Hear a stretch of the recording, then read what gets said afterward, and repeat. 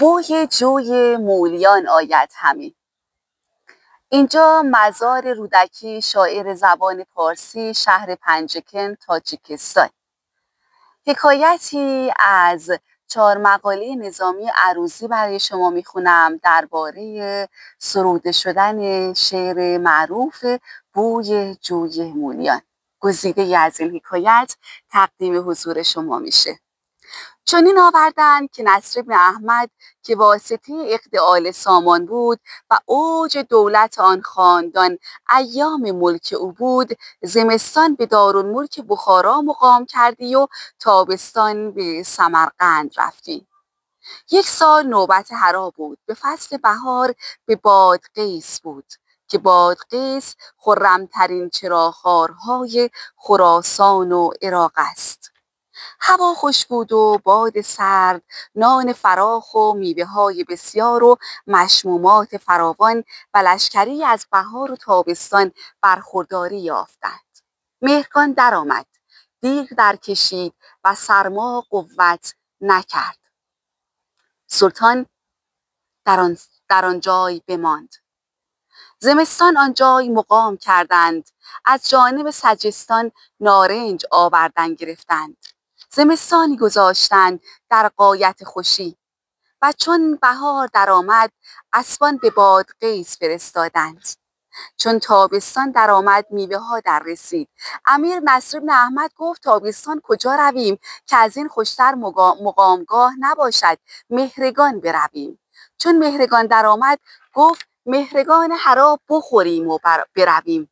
همچنین فصلی به فصلی همی انداخت تا 4 سال بر این برآمد. آری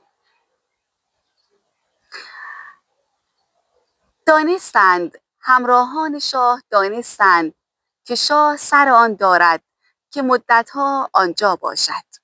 پس سران لشکر و مهتران ملک به نزد استاد ابو عبدالله رودکی رفتند و از ندمای پادشاه هیچ کس محتشمتر و مقبول القولتر از او نبود.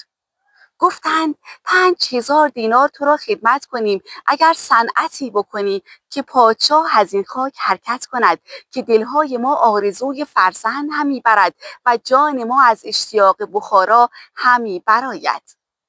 رودکی قبول کرد که نبض امیر بگرفته بود و مزاج او بشناخته. دانست که به نثر با او در نگیرد. روی به نظم آورد و قصیده‌ای بگفت. به وقتی که امیر صبوح کرده بود درآمد و به جای خویش بنشست. چون مطربان فرو داشتند رودکی چنگ برگرفت و در پرده عشاق این قصیده آغاز کرد. بوی جوی مولیان آید همی، یاد یار مهربان آید همی. ریگ آموی و درشتی راه او، زیر پایم پرنیان آید همی. آب جیحون از نشاط روی دوست، خنگ ما را تا میان آید همی. ای بخارا شاد باش و دیر زی، میر زی تو شادمان آید همی. میر ماه است و بخارا آسمان، ماه سوی آسمان آید همی. میر سرو است و بخارا بوستان، سرو سوی بوستان آید همی. چون رودکی بدین بیت رسید امیر چنان منفعل گشت که از تخت فرود آمد. بی موزه پای در رکاب خنگ نوبتی آورد. روی به بخارا نهاد چنان که رانین و موزه تا 2 فرسنگ در پی امیر بردند و به برونه آنجا در پای کرد و عنان تا بخارا هیچ باز نگرفت و رودکی آن 5000 دینار مضاعف از لشکر بستد. این بود روایتی از نظامی عروضی سمرقندی درباره سروده شدن قصیده زیبای بوی جوی مولیان آید همی. نام و یاد رودکی جاودانه. افسان سلام.